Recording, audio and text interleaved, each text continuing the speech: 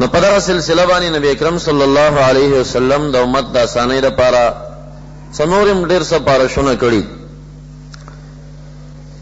نو د هغې سپارښت د قبول په بدله کې د نبی اکرم صلی الله علیه وسلم د امت دپاره څه خاصې شپې او خاصې ورځې ورکړې شوي.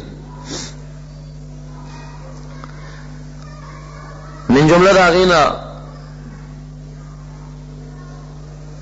15 شپې په حدیث مبارک کې راځي. مضمون یې دا دی چې کوم انسان د عرفې شپه په عبادت باندې تیره کی، په قیام باندې، من قام لیلة عرفه، چا شپه د عرفې په قیام تیره کړه، د دې دا معنی به نه وي چې سړی پکې په مانځه ولاړو، نه، یعنی دا شپه یې ویښه تیره کړه په عبادت باندې، که هغه په درود و، که په سلام و، که په ذکر و، که په تسبیحات و، که په تلاوت و، خو دغه شپه د ویښه تیره کړه.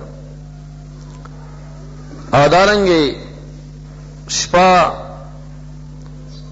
د لوی اختر او شپه د واړه اختر او شپه د عاشورې د لسمې او شپه د 15 د شعبان د برات د میاشتې 15 چې موږ ورته وایو. د حدیث مبارک مضمون دی چې دا 15 شپې چا تېرې کړي.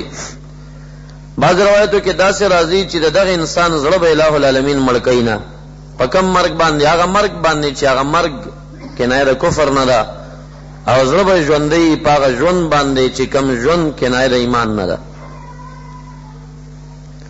مثال د مؤمن دا د ژوندي دی، مثال د کافر د مړي دی. او من کان میتا، هغه سړی چې مړ دی دا په شان د ژوندي کېدی شي، تمثیل کې نشي کېدی.